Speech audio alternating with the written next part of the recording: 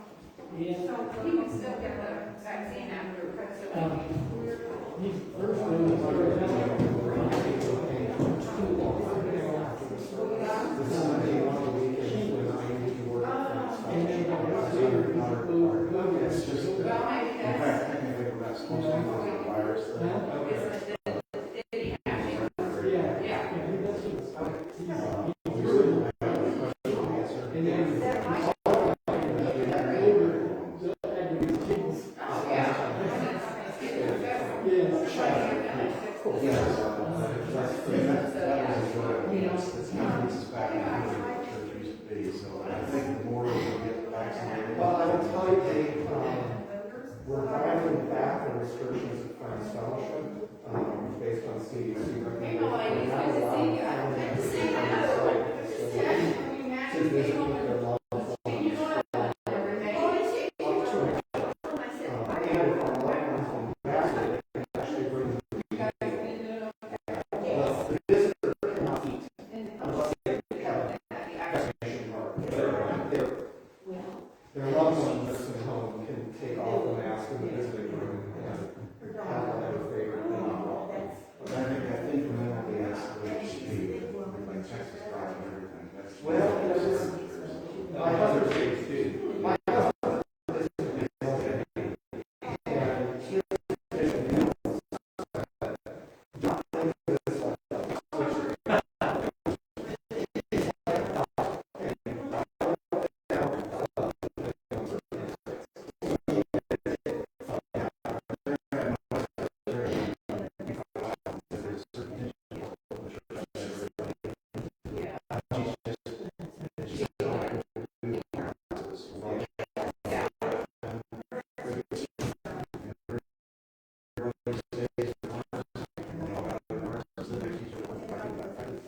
and he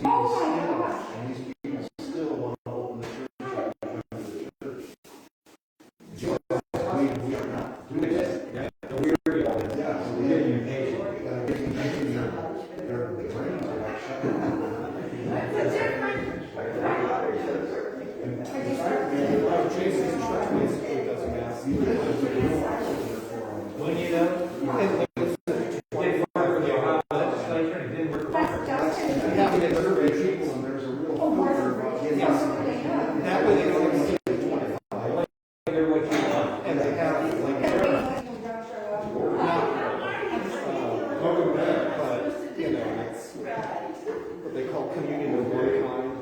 There's bread of no kind. You approach the priest like this, and she's out here. She just drops in your hand. Yeah. Then you're supposed to walk away. Did you learn any more about And just that scream out, living in Massachusetts? I think I told you I have friends in Duluth that scanned it from Union as a Episcopal church. For the news. They'll always be having music and they're getting ready to attend the Episcopal church. They have been to another. They have no religious. Probably never call themselves. But they don't care. All they know is they go to a good music program. That's why I'm Religion has become all the time. People hop from church to church looking for what they whatever they, Yes, program whatever for fits their, kids. if they have a lot of small kids, they go to church, they go to youth program. Well, that, weirdly enough, that's not, that also happens in Judaism. Happens what? In Judaism. Oh, yeah. I found out that in Richmond, you know, the synagogue in Richmond, some of the Jewish families, when they have kids, will go to the synagogue and go to babies because of bigger education. And a Western background. I just saw it in Menards yesterday. What's the ultra conservatives? The ultra orthodox, the man and two women. The women were hopefully dressed up, but the man had a little, whatever they call those. Oh, yeah. I know they don't have that in Richmond, so they. No, it's a Reformed synagogue.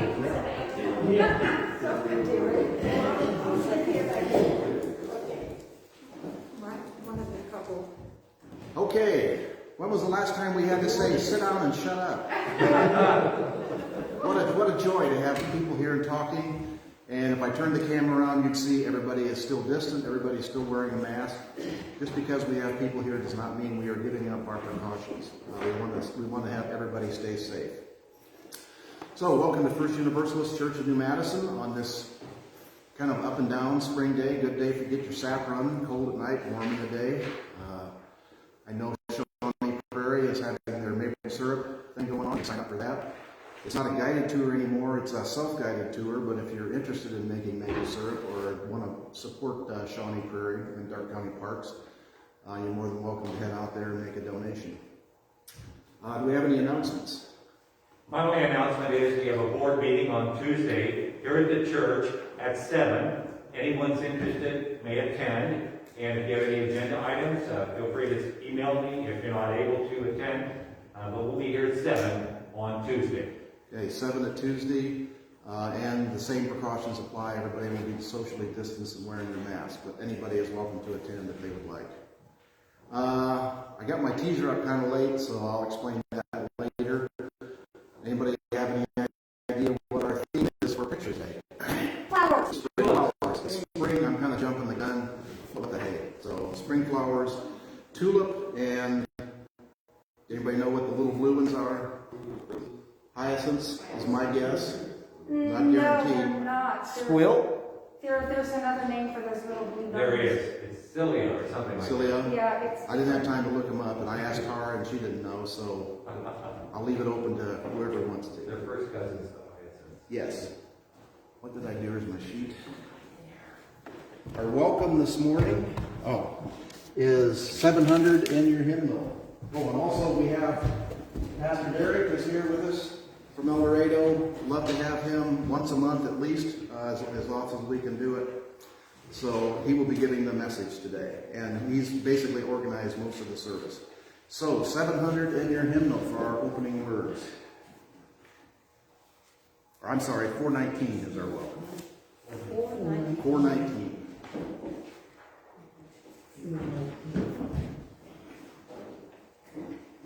And these are tulips. Nobody's going to miss those. Wait a minute, I'm confused. 419 for our welcome. In the back of your hymnal.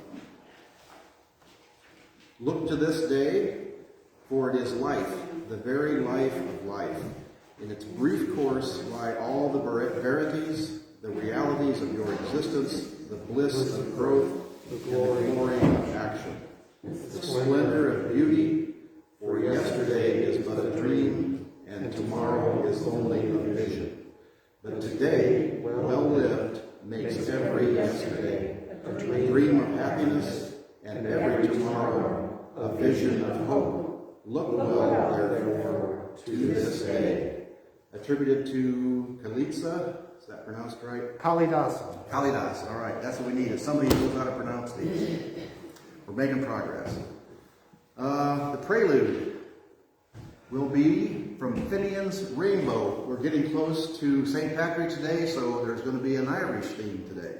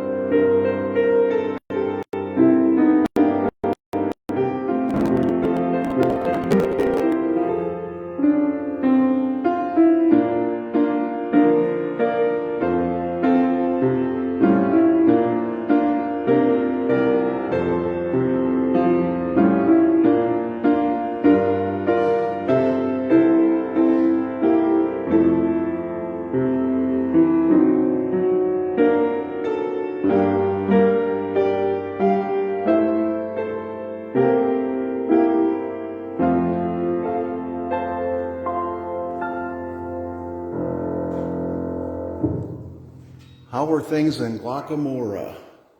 What a blessing, that music. All right, our chalice lighting.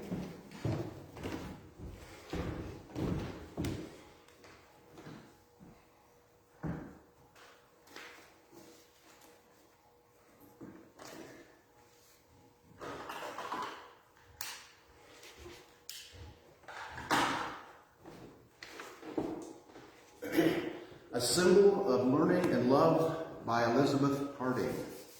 We Unitarian Universalists don't drink from our chalice. Instead, we use it to hold the flame. The circle of the chalice helps keep the fire small. The flame doesn't blind us. It doesn't burn us. It gives us light, so we can see all the different things in the universe, even the invisible ones. Because Unitarian Universalist flame is a light of learning. The flaming chalice is a symbol of learning and love. It's our symbol, the symbol of Unitarian Universalist. Opening hymn is 39 in your hymn book.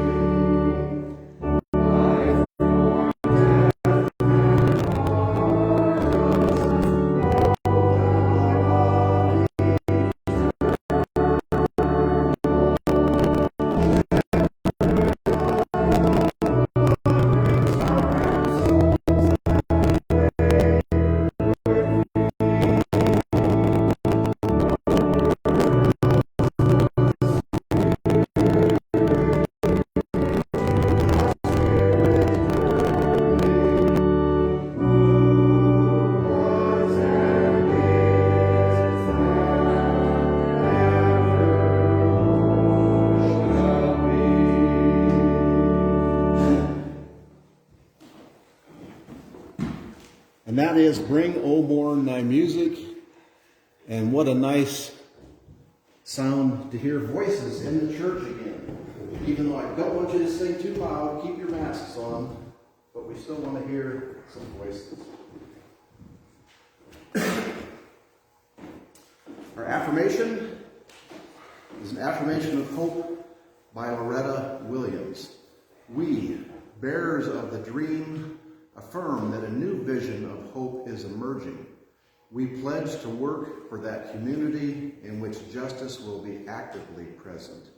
We affirm there is struggle yet ahead, yet we know that in the struggle is the hope for the future.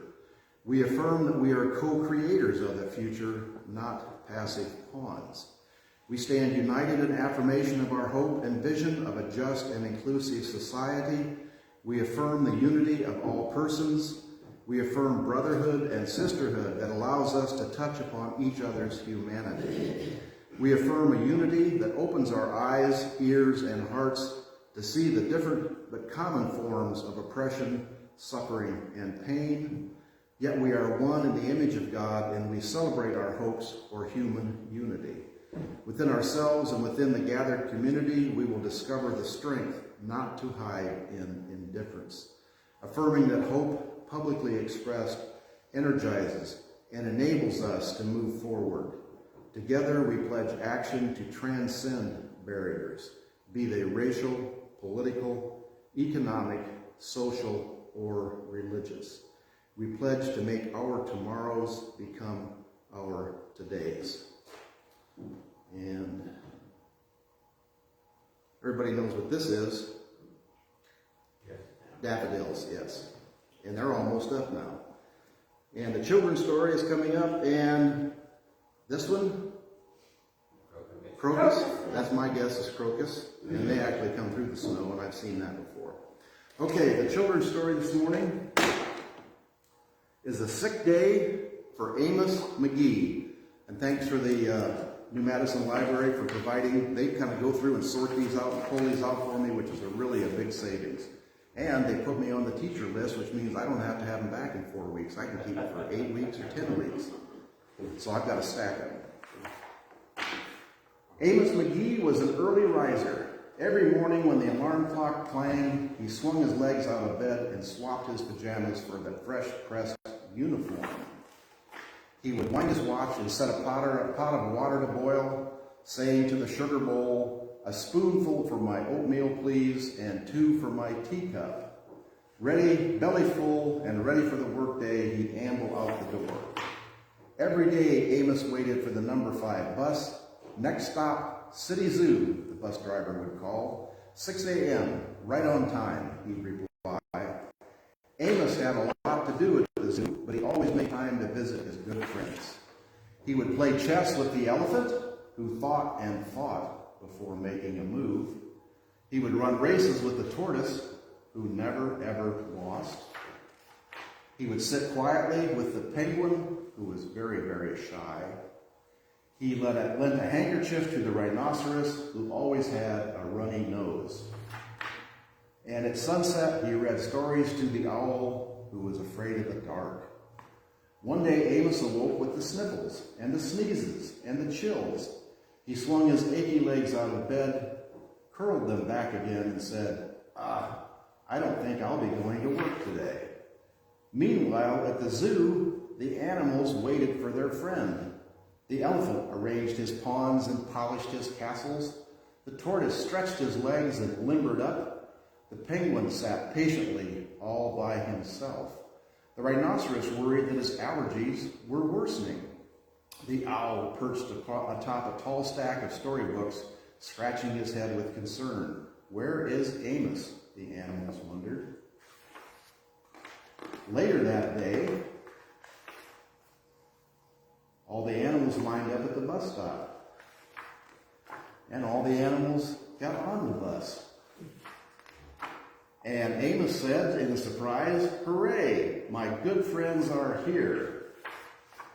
The elephant prepared a game of chess. Amos thought and thought before making a move.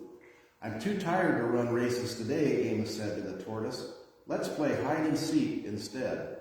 The tortoise hid inside his shell, and Amos hid beneath the covers. Amos yawned. I could use a nap. The penguin sat quietly, keeping Amos's feet warm. Achoo! Amos awoke with a sneeze. The rhinoceros was ready with a handkerchief. I'm beginning to feel much better, thank you, said Amos to his friends. He swung his legs out of bed. Perhaps we'll share a pot of tea. Amos wound his alarm clock. It's getting late, he said. After all, we have a morning bus to catch. So Amos said good night to the elephant, and good night to the tortoise, and good night to the penguin, and good night to the rhinoceros, and good night to the owl, who, knowing that Amos was afraid of the dark, read a story aloud before turning out the light. And everybody went to sleep at Amos's house. Amos had some friends. Sharing your joys and concerns. I mentioned a little bit before church, my wife, Tara, is the interim pastor at New Carlisle Church of the Brethren. She is getting really frustrated. She has some problems, health problems, so she does not dare get sick. So she's very religious about, quote unquote, religious about keeping her mask on, keeping distance. They've not been having live service. They've been doing broadcasts kind of like we are. But they have a contingent in the church which really wants to open the church up, and they've been pushing hard and making a real stir about it. And some of the people have actually started going to other churches. So she is pretty much at her wit's end. She tried, and I explained this before, having service in the parking lot. They broadcast the service over a low FM band so you could sit in your car and listen to the service. The stipulation was you stay in your car and you don't mingle. So what did everybody do? They got out of their cars, stood next to each other, and talked. 5 people got infected with the COVID virus. Luckily, none of them died, but they were very sick. So she said, this is proof positive. You people, she didn't say it like this, but this is what I say, you people can't be trusted. And we have to keep the distance, and we have to keep everybody safe. So she is still fighting this through church board, and I'm sure you all know how church people can be. So my prayers and hopefully your thoughts will go with her and the people, the good people. And these are good people. I'm not castigating the people at New Carlisle. They're good people, and they're tired of being isolated, but it is not time yet. As Pastor Derek gave our example, it's not a switch. You don't turn the switch on and come back to church. It's a dial. You loosen it up gradually, which is what we're doing here. We're still maintaining our distance. We're still cleaning our hands. We're still wearing our masks. We want to keep everybody safe. As I say every week, if you have trouble getting a slot for a vaccination, let us know. We can help you. We've got people who are adept at that. Joys and concerns? Tim, I'd like to bring one up on the international front. We've all been affected by seeing the suffering of children and others in the world because of war. And I'd like to light a candle for the children and others affected by the war and conflict in Yemen. There's an emerging famine there affecting particularly children, malnutrition. You think impossible in the year 2021. It certainly is there with those horrific pictures. The U.S. is beginning to change its strategy. Saudi Arabia trying to intervene, and the Houthis, one of the rebel fronts there in Yemen. Let's light a candle, remember, particularly those children so adversely affected by war and conflict. And as we talk about the children, we don't want to forget the children at the border, our southern border of Mexico. Some people, and this is, you can trace this back, the previous administration cut off all aid to South America, to the countries in South America that were having all these problems. So what did the people do? They had nothing. They were getting nothing. They were getting no food and no support. So they all want to go north to America. So their aid is restarting, and we are trying to deal with the situation, but of course people are being blamed and saying they're inviting people in, which they are not doing. But they are also not putting them in piles and piles in cages. So our thoughts go for the children all over the world and all the problems they're having. Yes? I have noticed lately that when we talk about our concerns for people of color, that we tend to leave out our indigenous people of the United States. And I think about them as we've become, some of us have been able to become more aware of the lack of clean, potable water available to the folks that are still living on Native American lands. I have concerns about that, and I intend to use some of the stimulus money that we'll be getting to donate. But if anybody can help me donate some of that stimulus money, to what organization? I don't know. That would be directly useful. Sometimes you don't want to give to a great big charity. Sometimes more focused is better. So if anybody has any ideas, please tell me. There are foundations, and I get mail occasionally from Indian support, reservation support things. That what you need to do, I think, and I would suggest this, is there, and I can't remember the name of it, but there's a website that does charity checks. In other words, Yes. they will grade the charities on how much they Charity spend. Navigator. Yes. But a lot of these ones, like you're talking about, might be small enough that they're not on Charity Navigator because it's tough to get that. My second suggestion would be, why don't we get a hold of Nancy? She's from New Mexico. I think she probably has friends out there who What a are good connected. idea. And we'll see if Nancy can, if you want to direct some giving there, we'll see if Nancy can help us out. Excellent idea. Thank you. Okay, yes. We are anxiously awaiting great-grandbaby number 10. Oh my gosh. It just never stops. Due date is 22nd. We'll see. Great-grandbaby or great-granddaughter number 9 was 4 years old this past Friday. Wow, tremendous. Yeah, Whoa. nothing better than grandchildren, except maybe So great. where are those two babies from? Where they live? The ones that were 4 weeks old is Emily, her Terry granddaughter. They're living in Kentucky. And number 10 is going to be Lori's granddaughter from Chelsea, in Columbus. Excellent to hear. It's nice to hear about the renewal of life as opposed to the ending of life. There's so much going on now. Yes, sir. You just having said that, I would ask you to hold in your hearts my mother-in-law who lives in Arizona. Earlier this week, whether Monday or Tuesday, her sister who lives in Kansas passed away very suddenly. And this has struck my mother-in-law very hard. She did not get a good chance to say goodbye. And because she's quite elderly and living in Arizona and her sister passed away in Kansas, given the situation we're in, she's not able to travel to Kansas for the funeral. Yeah. Hopefully there's someone that can help her with Zoom, or most funerals now are broadcast. In other words, you can actually visit the funeral service without having to be there in person. So hopefully there's somebody that can help her. She's adept at Zoom. It's just the not being able to actually be present with the rest of the family. Yeah. And really only having a screenshot of your sister to look at. Yeah.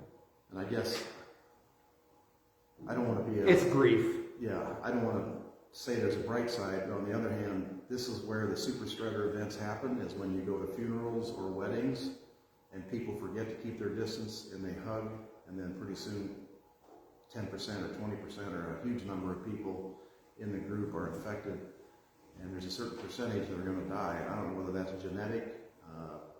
You hear about like the Latino community is 7 times more likely to die than even the white community, and like 4 times more likely than even the black community.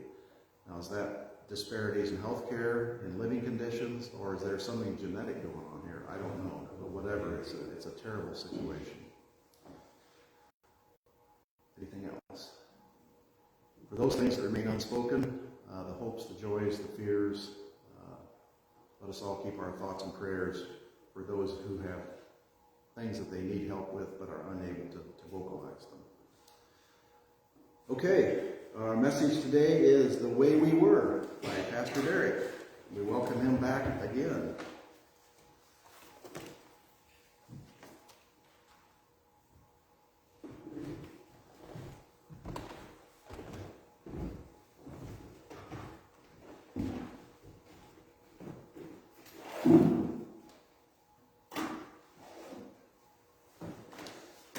I'm not sure that I'll ever get used to the camera. I'm not someone who aspires to this sort of thing, but if you are out there and listening, please know that we are thinking of you, and we hope that you are safe and healthy, and we look forward to a safer day when we can all be together.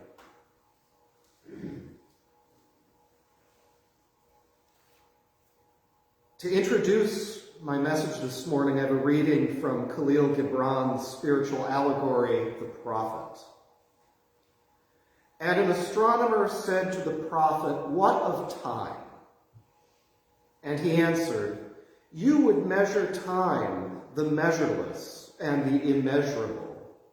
You would adjust your conduct and even direct the course of your spirit according to hours and seasons. Of time you would make a stream upon whose banks you would sit and watch it flow. Yet the timeless in you is aware of life's timelessness and knows that yesterday is but today's memory and tomorrow is today's dream." Around this time of year, I get a little antsy. I daydream of loading up a truck, which is interesting because I haven't owned a truck in a very long time. But I daydream of loading up a truck, camping supplies, pickaxe, shovels with different ends and sizes, a geology lens, compass, topographic maps, bundles of plaster cast kits, and brushes. This time of year with winter fading and summer out there on the horizon, I dream of places from western Kansas, north to Montana's Judith River Valley. And in my mind's eye, I can picture fossils. The bones of aquatic mosasaurs embedded in yellow Kansas chalk. Whole herds of mammals trapped in layers of volcanic ash in Nebraska. And my favorite fossilized turtles, exquisitely eroding out of layers of rock in the South Dakota Badlands. Once upon a time, I was a geologist working on questions of evolution and climate change. I stopped doing that work in 1998 after only 2 years of working in the field. The short version of the story, well, I'm a good student of science, but not a great researcher. I also needed to earn a PhD, and came to see that earning a PhD was not my calling in life. It's one of those things where if you're going to do it, you've got to be very motivated to go and get it. So I walked away for very good reasons. But I still miss who I was in my early and mid-20s. It was fun. It was outdoorsy. It gave me scads of opportunities to travel at the expense of research institutions.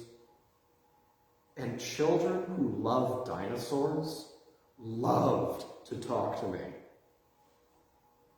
It was an adventure. The kind of adventure that people in my little hometown in Michigan watched on TV, but didn't themselves go on. But I got to go. And sometimes I wonder, what would my life be like if I were still a geologist? And wouldn't it be wonderful if it still was? Those were the days, mucking around in the collection vaults of museums, seeing specimens that seldom, if ever, make their way to the exhibit halls because only a fraction of what the museum has in its collections ever makes it out into public view. Not because they're keeping secrets, as a practical matter. When you've got drawers and drawers of this stuff, you can only put so much out there. And I would go days and sometimes weeks during field season out in the wilderness, seldom having to deal with other humans and all of our rude behavior. I always came back with stories about field season and the adventures I had.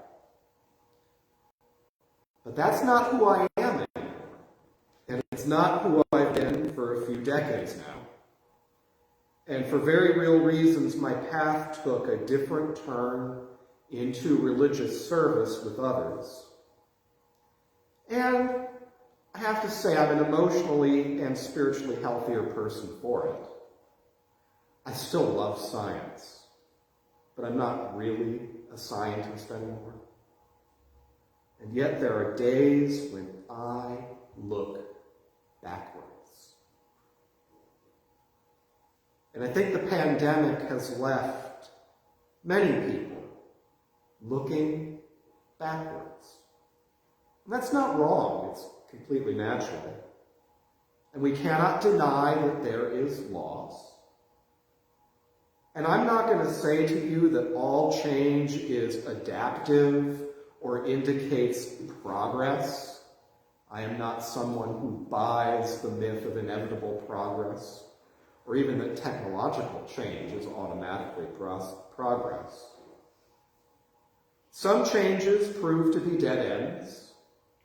Others are short-term solutions, and some of those short-term solutions have very negative long-term consequences. And yes, some change does work out for the best. But there are days when we look backwards. We look backwards at who we were, and we wish we could be those people again. The author Khalil Gibran, in his most famous work, The Prophet, examines the spirituality and the meaning of time. Because it is time that allows this gaze backwards into all the days before the present day that we find ourselves in. And we cannot take ourselves outside of time and watch it like a river from the riverbanks. We bob along inside the river. As time flows from eternity to eternity, timeless, the prophet would call it. With the past, we have memory. And I'm going to be the first to add that memory is precious. In my other work at a retirement community, I spend a lot of time with people whose memories are fading, or because of cognitive problems are no longer there. And those memories, they are a link to experiences and people. Some with us still, and others no longer with us. And memory is one of the building blocks of human life. And what about the future? Well, with the future we have hope. And a life without hope would be a dreadful thing. But hopes are only today's dreams about what might come to pass in the world of tomorrow. Or in biblical terms, it is a faith in things yet unseen. We don't really live in the future either. The present, however, is where we live. Today is where we are, for real and for true. We cannot live in the past, nor can we live in the future. Many churches daydream about their past. We recall larger congregations, more prosperous towns, full Sunday schools, perhaps a minister who is no longer with us. And why can't we be like that anymore? How can we get back to being like that? But we are who we are today for very real reasons. Some of those reasons are good, and other reasons are true things to mourn. And some of those changes are the result of choices we made. Other changes involve choices other people made. And yet other changes were circumstances well outside of our control. Khalil Gibran's literary prophet speaks, "Yet the timeless in you is aware of life's timelessness and knows that yesterday is but today's memory and tomorrow is today's dream." And so if I spent my time focused on who I used to be, I would miss the good of who I am today. Today, I am a more compassionate person. Today, I am a more spiritually grounded person. Today, I can say I am wiser. Today, I have a network of friends and relationships that is far more robust than I have ever known before. When we over-focus on what our church has been in the past, we miss out on the good of who we are today. Now, I can't speak with any depth about who the First Universalist Church of New Madison is today. My journey took me away from here a long time ago, and I'm only recently returned.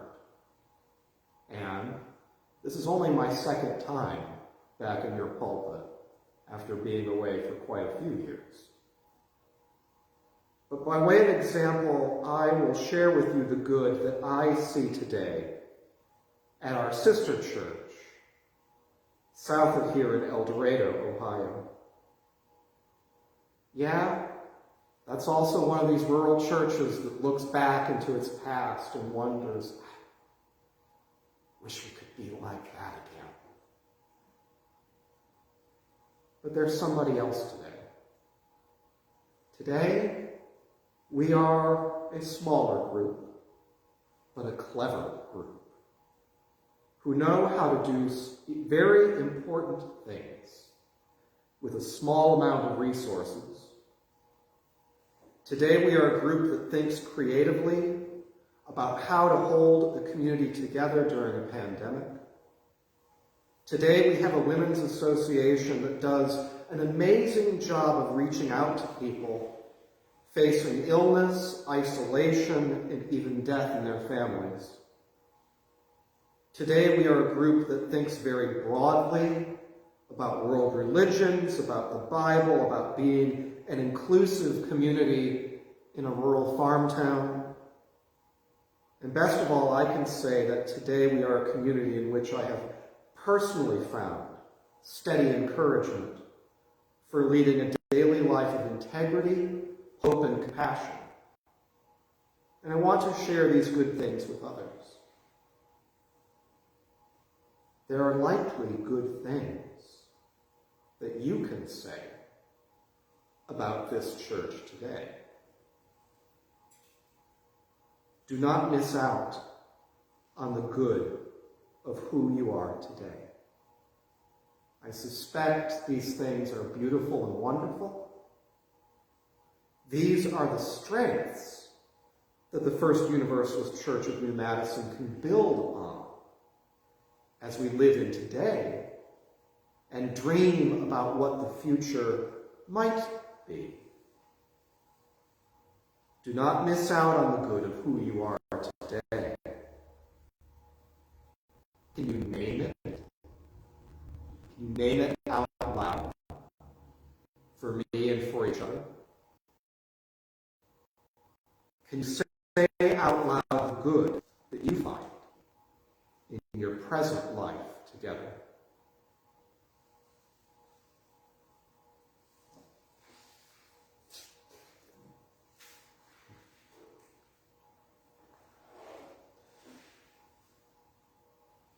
can you speculate on what you see for the future for the small churches? I think small churches of all stripes, no matter where they are, will be more lay-led. There may still be trained ministers among them, but will either be spread out across multiple congregations, or we may be bivocational, which is my situation. I think many small churches are going to have to focus on things like house churches do, which is 2 to 3 things that we're really, really good at, and we're going to just let those other things that we're not so good at, that aren't so life-giving, we're going to let them go. It really is an exercise in simplicity, about focusing on what is life-giving. It does mean letting go of some of those traditions. This church has a benefit. If you're going to be a church with a building, be a church with a small building. I know of small congregations, usually in cities, they exist in rural areas too, that have monstrous church buildings that are an absolute albatross around their necks. We're talking 50, 60% of their budget goes into maintaining the edifice.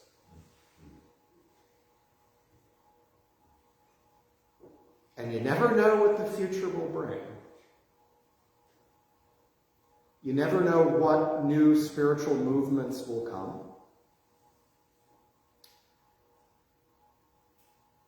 And it may be something that is a little more spread out across the week. But you never know.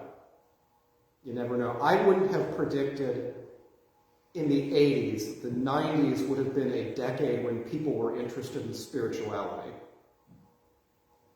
And the reason I make that statement is there was a huge upswing in the publication of books and magazines on spirituality during the 90s.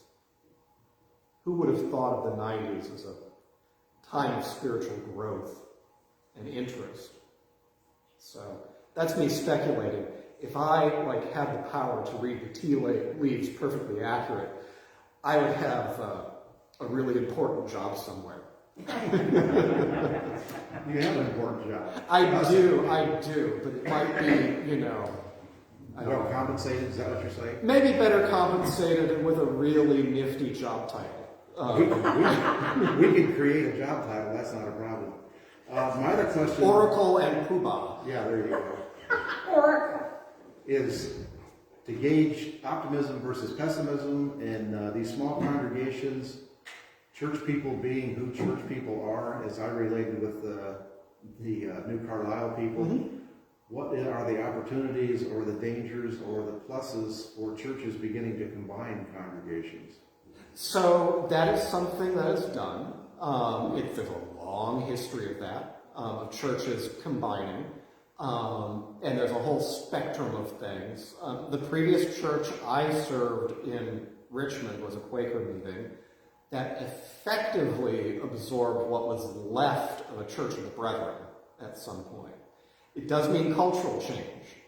That church I served in Richmond had to begin including the Church of the Brethren hymnal in their church services to really be intentional about including this other group of people who had overlapping interests but were not the exact same tradition.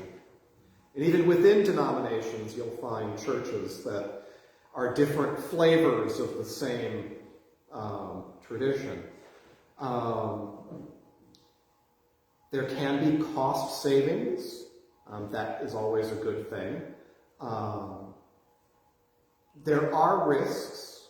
There's a fascinating... I have a colleague who informally went through probably about 15 to 20 years of data in the Unitarian Universalist Association looking at churches that merged, like congregations that merged. And what you got, 15 years out. Often those mergers were trumpeted as we're building a bigger church. So you take the thinking is you take the 100-member church and you take the 50-member church and you stick them together and suddenly you've got 150 members. What ends up happening is 15 years later, you end up hitting equilibrium back with the size of the larger partner. And there's something about like community dynamics. Sometimes when churches combine, they have to take on a whole new identity that is not one eating the other, but of two things combining that have a new identity together. Sometimes that means taking a new name. There are, on the flip side of that, when I was living in Muncie, at one point there was talk about maybe there should be a second UU church in Muncie. You know, after all, there's about a dozen Methodist churches. Why can't there be a second UU church in Muncie? And then the thinking became, if there was, it would probably need to be a different flavor than the one that's already there. Either in how it gets things done, or what kind of spirituality it embraces. There's always this trade around when you're trying to figure things out. But I think it's always best to begin with your strengths. What are your strengths? What is life-giving? Where do you think that's taking you? And it could be that where that takes you naturally is some kind of arrangement with another congregation. May or may not happen. And also just as a side note, although this does not apply in this part of the world, there is an interesting world in New England and in rural Illinois of UU churches that have combined with UCC churches, usually with a congregational history. Part of it's because they have deep down in their roots shared New England culture. But often it's also reinforced by shared progressive values. But it does take there's always some interesting dialogue around, is it a real UU church or a real UCC church, or can we do both and be authentic? I could natter forever on this sort of stuff. But I haven't heard anything from you guys about what you find life-giving here. I hope there's something. We're working on it. Okay. Board meeting Tuesday night. I hope so. Because those are your strengths. And those are the places you build from. Anyone else? Yes. Just want to real quick bring up on a personal level that I think might be similar with most of us here this morning. When you talked about time and memory, as we've had more time to think about it in this past year, some of our ephemera at home, we are thinking about, maybe we've cleaned out closets or drawers or desks or whatever. And those things that we have saved to help support our memories, what are we going to do with those things? This church has a huge number of very old, wonderful documentation that's passed. And we want to get rid of any of our church's historical documents. But at home, when do we get rid of all of those things that our children and grandchildren and great-grandchildren, and it doesn't have the memories, the meaning and stuff. It's a difficult time. Yeah, it's sorting. It's sorting. Oh my God. Because some things you will keep, and others you will decide maybe they need to be given away to somebody who finds it more important now than you do. I don't know who those people are. You never know. You never know. When my grandmother gave up her home in Michigan, and this is, when was this? I don't know. That's not important. She had 5 paintings that were made by a neighbor of hers. I took them. They are now hanging in my home. In my home, they are a reminder of my grandmother's home. Grandma really didn't want to take them with her, but they always reminded me of her home. And now that she's gone, they're even more important to me than they were before. But for her to simply haul them around with her to the very end, that didn't make good sense for her. I have to say that among the things I can't get rid of are my greeting cards from Roberta. All the birthday cards and Christmas cards that have been treasures. It's hard for me to say. I can get rid of these. Cards and letters don't take up much space. I know.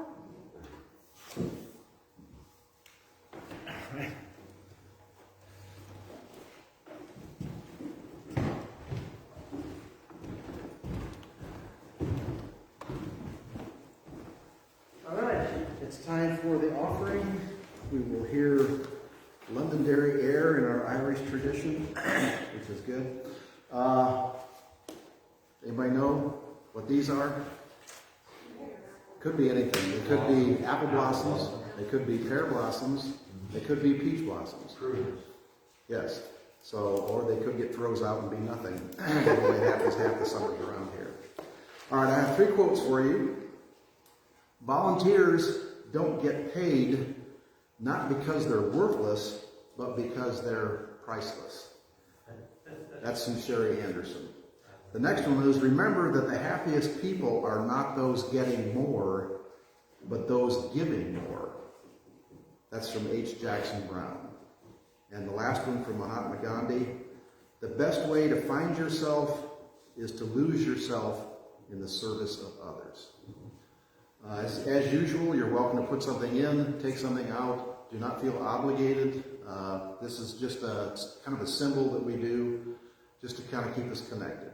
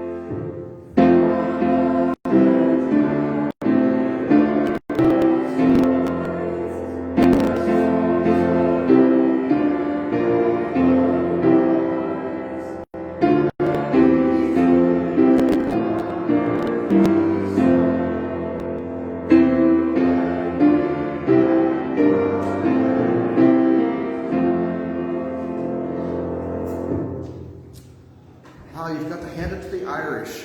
They've got a way of combining the tragic and the happy and come out with that kind of melancholy that is so much fun to listen to. All right, our closing hymn is number 6 in your hymnal, Just As Long As I Have Breath.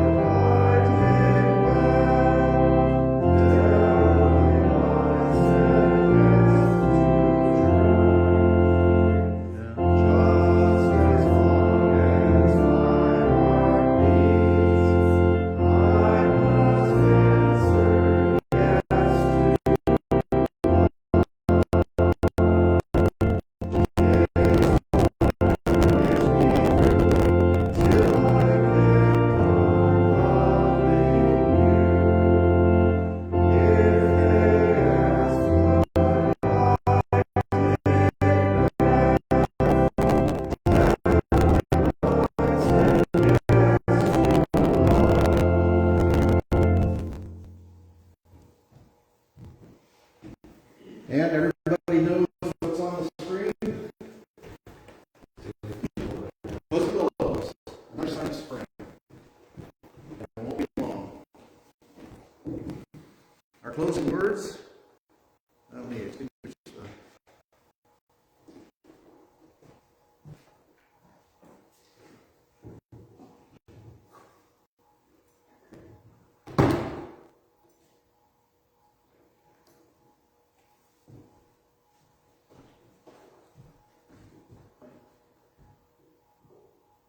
The closing words are 700 in your hymnal.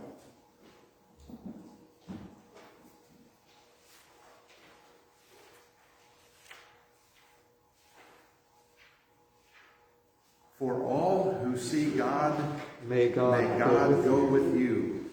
For all who embrace life, may life return your affection. For all who seek the right path, may a way be found, and the courage to take it step by step. By Robert Marbury Doss. Anybody know what this is? Corpse flower. It's the corpse flower. Yes. The what flower? It's called the corpse flower. That's what I was going to say. That only blooms Once every 7 to 10 years. Yeah. And it only blooms for 24 hours. This is the one in Kew Garden, which is pretty impressive if you've ever been there, which we were lucky enough to go. They've got a bunch of other stuff there too. Is that why it's called the corpse flower? Yes. Why it's called the corpse flower? Yes. When it smells, when it blooms and this stalk comes up for 24 hours, it smells like rotting flesh. Oh, And why does it smell like rotting flesh? What It's does that pollinated by flies. Yes. It's pollinated by the scavenger flies and beetles, anything, dung beetles, not dung beetles, but anything that scavenges on dead flesh, which there's a multitude of insects and little animals. They go in, they get the pollen on them, and that's what pollinates the flower for the next time. It gets a stalk every year, but it doesn't have enough strength to actually create the blossom that has the stamen. So that stalk dies down and it grows up another year. After 7 years, it creates this giant, and this thing is over 10 feet tall. It's like huge. So it's a momentous. Are there turkey buzzards hanging around? I don't know if turkey buzzards. Like during that 24 hours? And it's very possible because anything that smells like dead flesh. Now this is more of a I saw tropical. one growing in a ditch at a nursery, and it was. And they do have these. I think there's a couple of botanical gardens in the United States that have them, not 10 foot tall like Kew Gardens, but they still have them. So. Just a little sidelight. This is what I put up as the teaser for my little thing. If you look on Facebook, it's not exactly a spring flower, but I was just so intrigued by it, I had to throw it in there. Okay. Postlude, the way we work.